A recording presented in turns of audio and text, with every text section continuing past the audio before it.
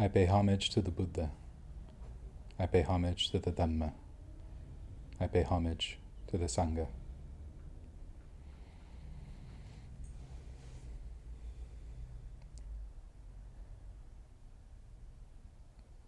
So there's a road that I sometimes travel through. It's a very pretty road, 2 lanes. It drives through a gorgeous valley. And on this road, there happens to be a casino. And then right after the casino, there's a nature preserve. And so there was one morning that I was driving along this road, and I see the casino in the distance. And even though it's a very early Sunday morning, I can still see cars coming and going, people coming in for the day and people leaving. It's always a busy place. And then as I pass the casino, the road winds around, and before I know it, I'm driving through a vast expanse of a nature preserve. And the road stretches before me for quite a distance. And as I'm driving, I can't help but notice that there is this group of crows, a murder of crows, as they call them, that is gathering on the road, and then a car comes by and they all fly away. And then they gather on the road again, and then they fly away, and then they come back as cars are passing on this highway. And I start wondering, well, why are they doing that? And as I'm approaching, I begin to see that on the road there had been some roadkill. And it looks like it had been there for a while, or at the very least, enough cars had passed through that this roadkill was essentially a smear on the road. Just bits and pieces of matter and blood streaked across. That's all it was. And that's what was fascinating these crows. They kept gathering around to peck at the remains, to devour them, and then fly away each time a car came across. Very risky thing. These crows could have easily been the next roadkill right alongside that smear. And I have to admit, it might sound a bit harsh, but I looked back at the casino that wasn't really in my rearview mirror at that point, but it was metaphorically. And I looked back at the crows with their little game of the smeared blood on the street. And I thought, pretty much the same thing.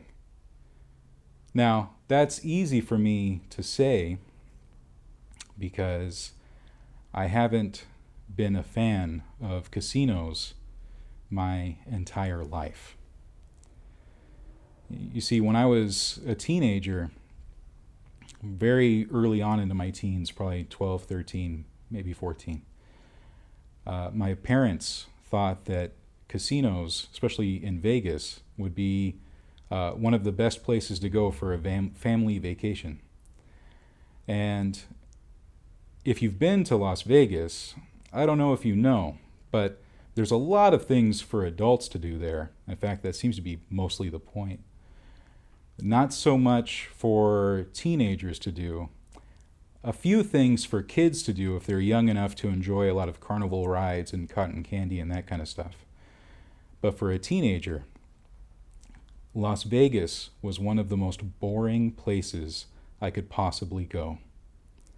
And not only that, but it was loud, it was smelly, it was colorful, and I couldn't do anything anyway, even if I had wanted to.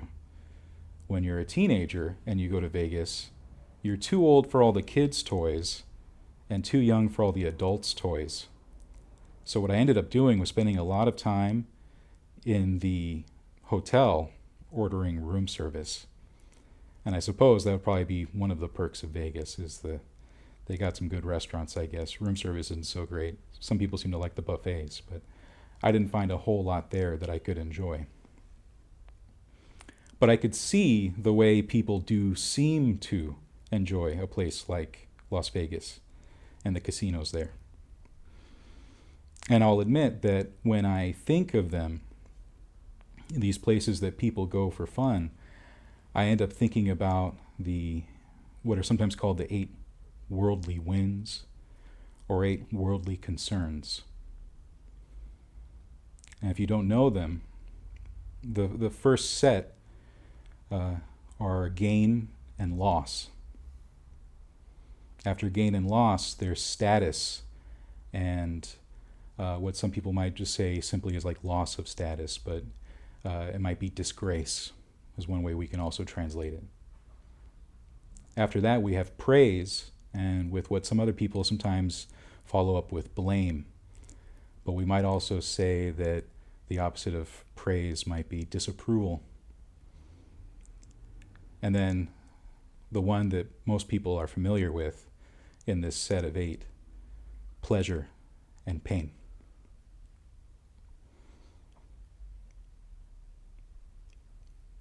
Now, I might sound disparaging when I talk about a place like Las Vegas or places like casinos and compare them to the kind of games that crows might play with roadkill. And it is a game, by the way. I don't know if you know how intelligent crows are, but they're able to recognize faces. They collect little baubles and trinkets for their collections, and they have a huge social hierarchy. So if they're doing something like that, they're doing it on purpose. And if I seem harsh in that comparison, it's actually something that the Buddha himself spoke harshly about as well. That those who went off and indulged in intoxicants and ended up gambling away all their money and their savings weren't people he would consider to be wise.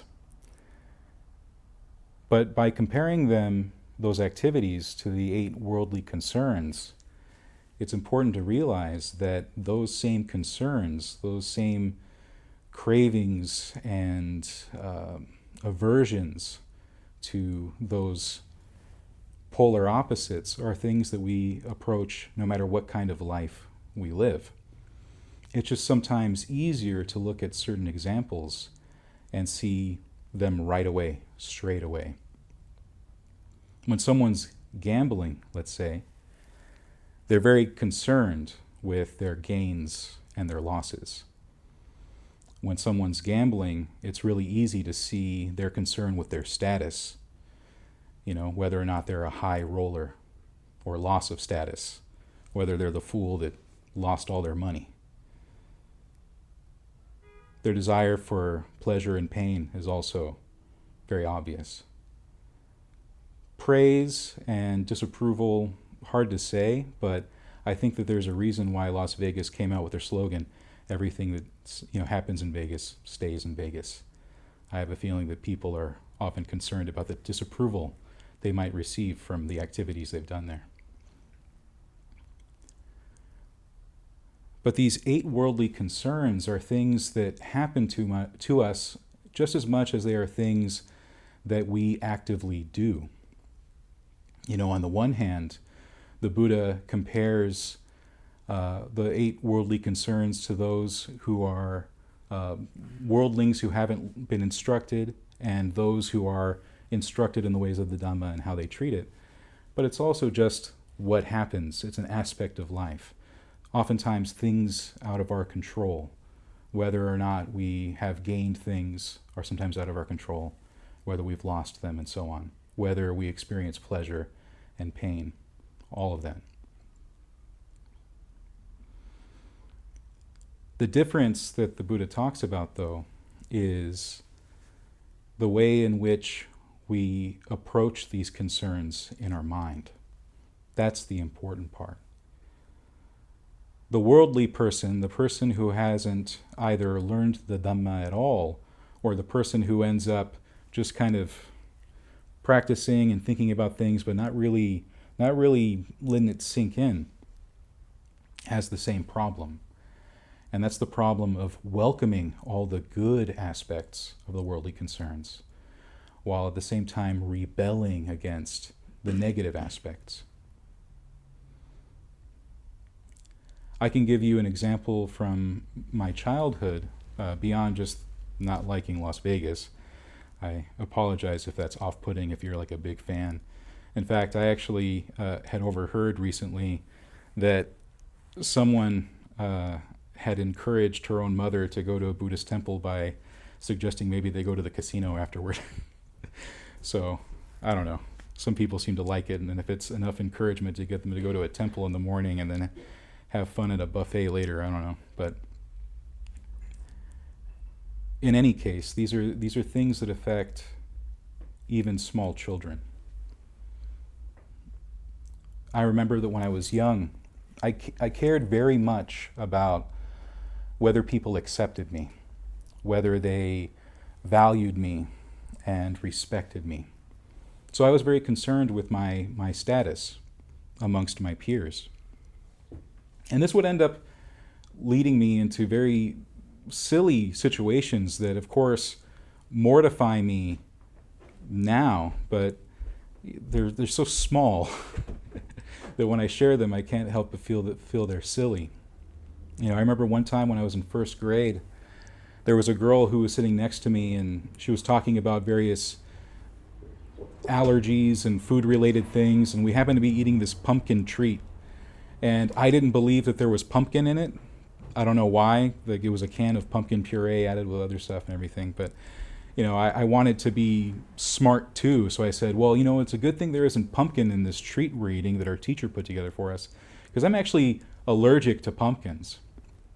And the girl who was sitting next to me, she looks at me. She says, "You're allergic to pumpkins?" "Yeah." "You're eating that?" "Sure am." And I said it all proud and confident because I wanted to appear smart. And she immediately runs to our teacher and announces to her that I'm allergic to pumpkins, and I've been just chowing down on this pumpkin treat that she had made for us. The teacher rushes over and she says, "You're allergic to pumpkins?" And I said, "Uh-huh." And I'm still eating spoonfuls of this stuff. She says, "Stop eating that. I'll be right back." And then she goes and calls my mom, who knew for a fact that I was not allergic to pumpkins at all. And so the teacher comes back, and now she's very calm, not concerned, but I'm too proud to notice these things and also too young. And she comes up to me and says, "So how are you feeling?" And at this point I'm like, oh, maybe she's on to me a bit. "You know, I actually feel okay." She says, no problems eating the food, huh?" I said, "No, I really like this, actually." She goes, "You know there's pumpkin in there, right?" "Oh, I guess there is." "You're allergic to pumpkins?" "Yeah, but I don't know. Maybe I got better." Right? And she just kind of nods and decides she'll just leave it there. When I got home, my mom did not. When I was older, in 6th grade or so, you know, a lot of video games were starting to become popular, and I had friends that would play these wrestling, like, you know, WWF at the time, WWE now, video games on whatever console they were playing. And I remember that I did not have this console, and I was also not a fan of wrestling. But because I didn't want to be left out of it, I pretended as if I was also playing this game at home. And most of my friends ignored it. Like, I would say something and maybe it'd be a little off, and they go, "Yeah, anyway," and they would talk about some aspect of the game they enjoyed. But I had one friend who was starting to get wise. I just said stuff that didn't make sense, or I didn't say anything at all, really. Just kind of agreed with what everyone else was saying. And so he pointedly asked me some aspect of the game, and I had no answer. Like, "Well, how do you do this one combo with this thing and this character?" And I said, "Oh, I don't know. I must have forgotten." And he just looked at me and he was just like shaking his head.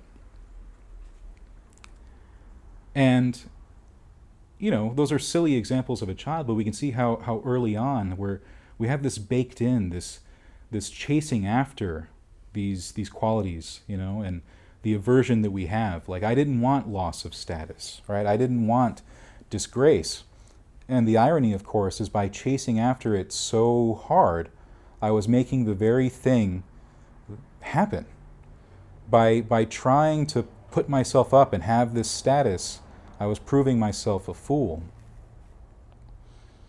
So when the Buddha talks about these qualities, these worldly concerns, there is this aspect of how we chase after, how we crave and lean into these things. You know, the word he uses is welcoming, but I think that we can even use a stronger way of looking at it as these things that we chase after.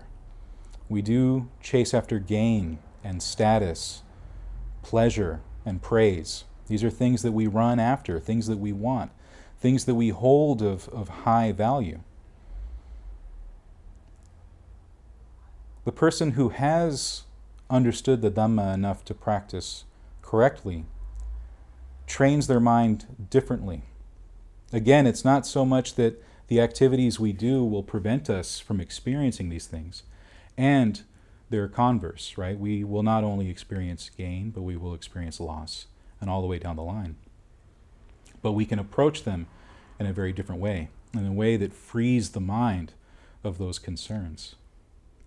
The Buddha points out that with something like status, like I was concerned with, rather than chasing after it, I could have recognized something about status. That status is inconstant. That status is stressful. That status is not reliable, especially in terms of my own happiness. Because it is something that, because of its inconstancy, because of its impermanence, is not lasting, is not secure. And I can work really, really, really hard on my status and put a lot of effort into it, make it my job. In fact, one might say that a lot of the stuff we see online these days is very concerned with status. And the term we use is influencer. And what is an influencer if not someone with a lot of status, a lot of clout, a lot of things we could say about that? And we can work so hard to get these things and put all of our identity into them, build up a whole world and sense of self around it. And then, despite our efforts, it's something that fades away, crumbles, breaks down. We don't often think this way and we don't often talk this way, but this is even true of the Buddha as a teacher in terms of the accidental side of these qualities. Because the Buddha was an arahant, fully liberated, he wasn't weighed down mentally by these things. But he, as a person in the world, experienced gain and loss, status and disgrace, also experienced praise and blame, also experienced pain and pleasure. As I was concerned with status, there were times in the Buddha's own life when his status was called into question, because even in his lifetime as the teacher that he was, there were people who did not believe him, people that did not like him, people that wanted to undo his work and discredit him. There were things that he gained and lost. There were friends that he had that died along the way. By the time the Buddha had passed, so had friends of his like Sariputta and Mahamoggallana. His own son Rahula, by many accounts, was already presumed to be dead as well. We can see all the things that he had gained and all the things that he had lost. And if he had been clinging to them the way the average person does, building up a self around those things the way most of us do, and expecting lasting happiness out of those things, then he wouldn't be the Buddha, right? The fact that he was able to free his mind was what freed him, was what gave him that security and that happiness. I was reminded recently how the Buddha talked about happiness, how he talked about happiness as a treasure, as a gift, something worthy of protecting and keeping close. But he also said that true happiness, the only happiness, is peace. Over time, I've noticed this and others have noticed this. Some of my teachers have noticed and commented on this, how that particular phrase, that idea, that conception of what happiness is, has been twisted into something else. Rather than saying that peace is the only happiness, we often talk about peace as the highest happiness or the greatest happiness. And perhaps this phrasing exists because we want to believe that there's other kinds of happiness other than peace. But when we look really close at how happiness works in us, when we look at what actually is that feeling of happiness, it's almost sometimes like a sense of relief when we've had that itch and we finally had the chance to scratch it. And it can be this moment that lasts very, very a short amount of time, but there it is. There's that sense of relief, that sense of contentment, that sense of and that feeling, the Buddha would say, is true happiness. But the difference between the way the rest of the world often functions and the way that someone on the path functions, and then even further, the way someone who is awakened functions, is that sense of becomes something that lasts more and more, becomes more the state of being for someone internally within their mind and their heart. And this does that magic through releasing oneself from defilements, releasing oneself from greed, aversion, and delusion. And it also means, in the case of these worldly concerns, freeing the mind in the same way, by thinking on these characteristics of inconstancy and stress, and further, not self, not building up a sense of identity about these things that seem like happiness, can even be a kind of short-term happiness, but is not our long-term welfare, not our long-term peace and security, which is what we're after, that secure, independent sense of happiness.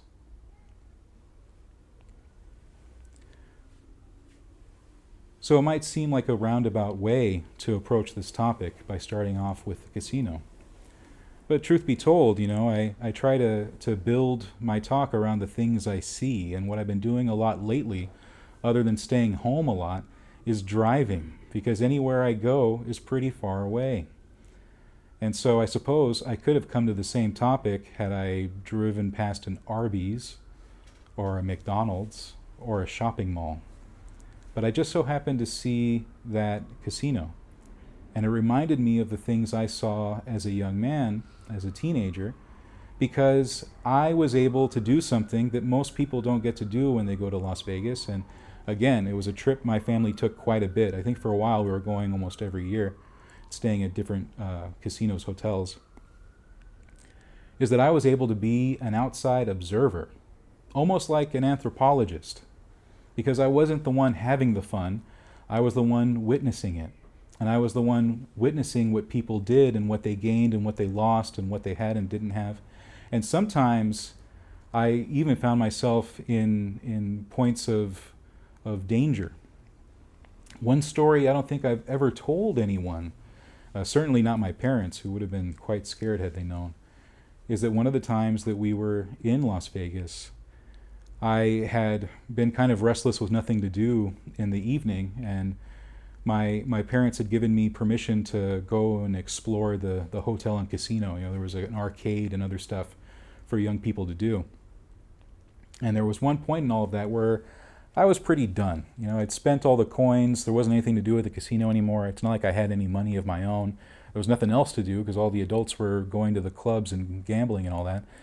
And so I decided to step out into the pool area behind the casino. They had this closed-off pool area for guests who were staying there. And it was a beautiful full moon night, so I was just sitting there looking at the moon and quite honestly preferred that over all the other activities I'd been witnessing. And then I was approached by a man. And I was probably 16 at the time. And this was a grown man. And he came up and he started talking to me. And I didn't have a whole lot to say to him. But he had asked me, like, oh, or you're staying here at the hotel and everything? Like, yeah. Oh, having a good time? Oh, fine, not really. And he goes, well, I've got some buddies of mine. I can be back in 20 minutes. Are you still going to be here? And I didn't want to disagree with him. So I was like, yeah, I'll be here. And he goes, okay, great. And he goes off. And the moment he left, I left. Because I didn't know what this guy had in mind. And I certainly didn't know why he needed his friends along. So I left. And so that's the kind of place that has been for me. So I haven't been back to Las Vegas since I was 17. Pretty sure. Certainly haven't gone there to enjoy the place as an adult, and that's been quite a while now. So I look at that place and I feel like I see it for what it is.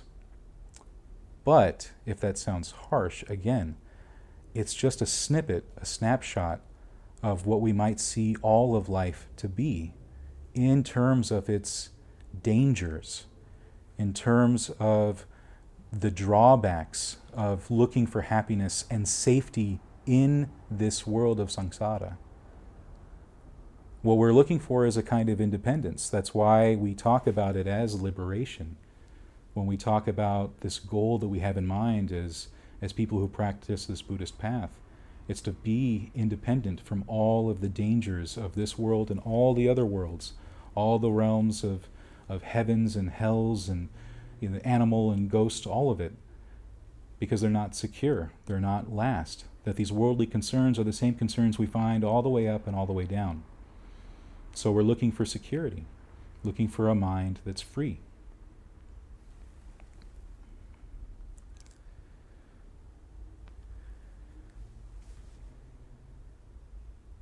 So that image does stick with me, that image I saw on the road. In fact, I talk about it as if it's something that happens very recently, but it happened about a couple months ago, maybe 3 months ago. But it's an image I come to again and again because I can use that image as a reminder anytime I myself start getting caught in this web that we have with all of its temptations and all of the various things that I can use in this world to make myself very happy and very sad and laugh and cry and look at all of that as some kind of freedom. But true freedom is the peace that comes from being removed from all of that. From gain, from loss, from status and loss of status, from praise and disapproval and pleasure and pain. To go above and beyond all of it. That's what I try to encourage myself to do every day now. And it's the same encouragement I share with all of you. So I think I'll end my talk there. Thank you.